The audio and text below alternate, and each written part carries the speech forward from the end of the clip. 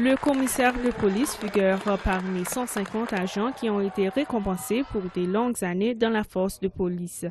M. Kat est un membre de la force de police depuis 1966, ce qui signifie qu'il a servi dans la force pendant 47 ans.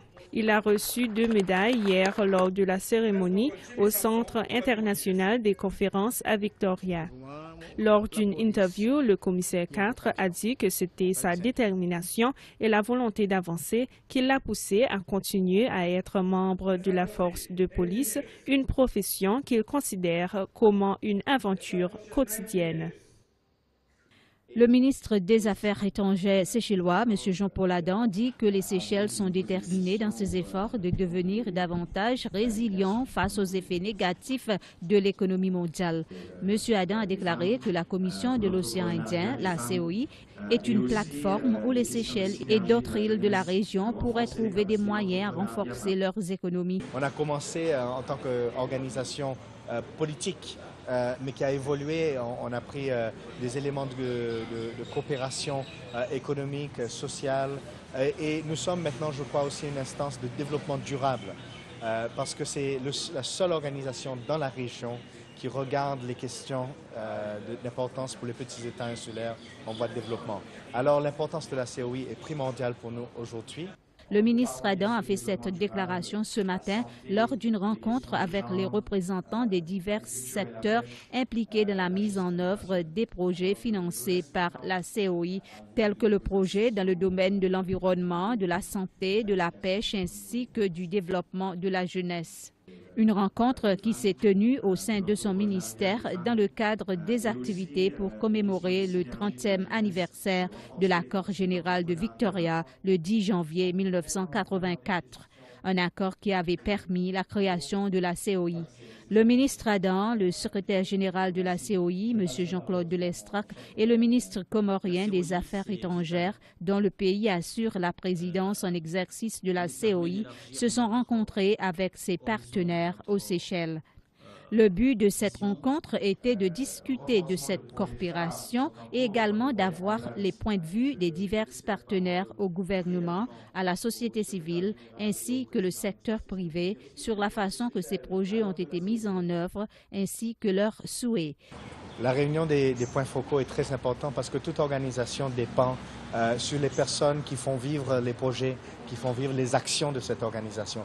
Aux Seychelles, nous sommes particulièrement fiers d'avoir un éventail très large de partenaires qui sont impliqués dans les projets COI. C'est le gouvernement, c'est les ministères, c'est la société civile, c'est le secteur privé qui sont là avec nous pour aussi donner leur point de vue avec le secrétaire général, voir comment améliorer, mais aussi identifier des pistes pour les interventions de la COI à l'avenir. Parce que nous sommes une organisation, sur 30 ans, nous avons accompli beaucoup, mais nous sommes une organisation d'avenir. Nous sommes une organisation qui voudront renforcer la capacité de ses membres de mieux défendre leurs intérêts en commun. Et c'est ça la force de la COI. La nécessité de développer davantage l'économie bleue dans la région et l'accès aérien entre les pays membres de la COI figure parmi les questions à l'ordre du jour de la rencontre de la COI qui se tient aux Seychelles. Les activités dans le cadre du 30e anniversaire de l'accord général de Victoria se poursuivront demain à Mahé, la principale île des Seychelles. C'était le 10 janvier 1984 que la Commission de l'océan Indien a été formalisée à travers la signature d'un accord baptisé l'accord général de Victoria. Cet accord a été signé par les ministres des Affaires étrangères des 3 pays fondateurs, notamment Madagascar, les Seychelles et Maurice. 30 ans après, jour pour jour, les représentants des pays membres de la COI se rassemblaient à Victoria pour commémorer cet événement. Les représentants de délégation des pays membres de la COI s'étaient rassemblés au stade populaire pour le défilé des parachutes. Après le défilé de la Force défense du peuple séchellois, les soldats français de la FASOI, basés à l'île de la Réunion, ont fait descendre en premier le drapeau de la COI, suivi par les drapeaux des Seychelles, des Comores, de Maurice, de la Réunion et de Madagascar. Tous les représentants des pays membres se sont tenus prêts à recevoir le drapeau respectif.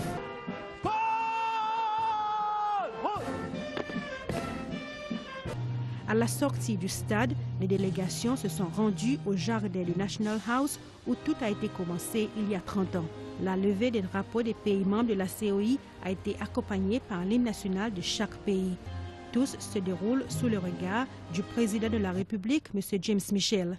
Deux des ministres des Affaires étrangères signataires de l'accord général à l'époque, le Dr Maxime Ferrari pour les Seychelles et M. Anil Gagnan pour Maurice, y étaient également présents. C'est le secrétaire général de la Commission de l'océan Indien, M. Jean-Claude Delestrac, qui a dévoilé la plaque commémorative. J'aimerais saluer la COI non seulement parce qu'elle est la seule organisation qui n'a pas exclu Madagascar de ses activités, mais également pour le fait que la Commission de l'océan Indien et ses États membres n'ont pas ménagé leurs efforts pour aider la Grande Île dans le processus de sortie de crise.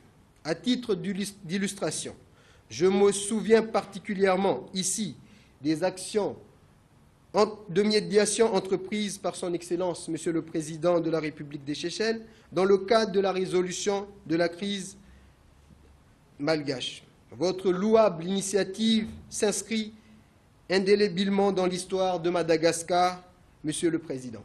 Lors de la cérémonie officielle, le président James Michel a retracé un peu l'histoire de la COI et ses accomplissements. Le président Michel a parlé de l'amitié et la fraternité qui nous a apporté la coopération au sein de la Commission.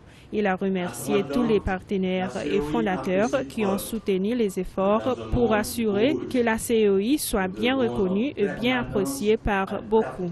Il a ajouté que les pays membres de la COI doivent adopter les stratégies face à des évolutions afin qu'ils soient bien préparés à faire face aux défis de façon efficace.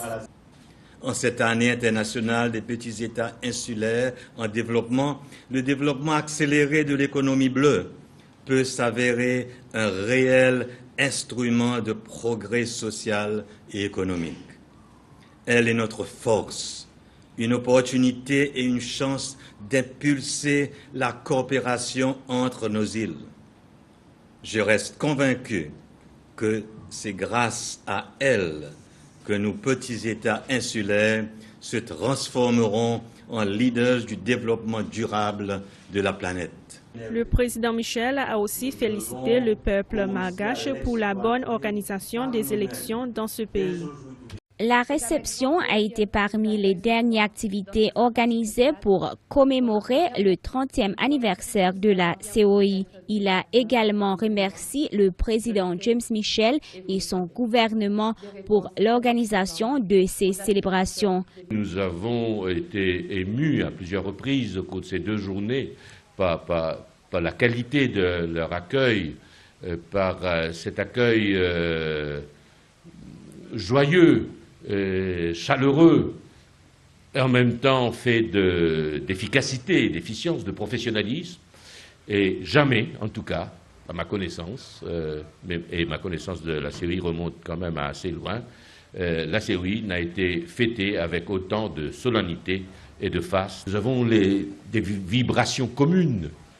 Nous avons tous vibré ce matin au stade. Pour moi, ça restera un souvenir impérissable. Et j'ai vu comme la concrétisation de ce que, il y a 30 ans et même davantage, on avait aperçu comme une espèce de rêve lointain. Lors de la cérémonie aussi a été le lancement de la 2e édition de magazine qui retrace le travail de la Commission au cours de l'année. Cette édition est dédiée aux Seychelles. Enfin, les pères fondateurs de la COI, anciens ministres séchellois et mauriciens, Dr Maxime Ferrari et Anil Gagnan, respectivement, ont coupé le gâteau du 30e anniversaire.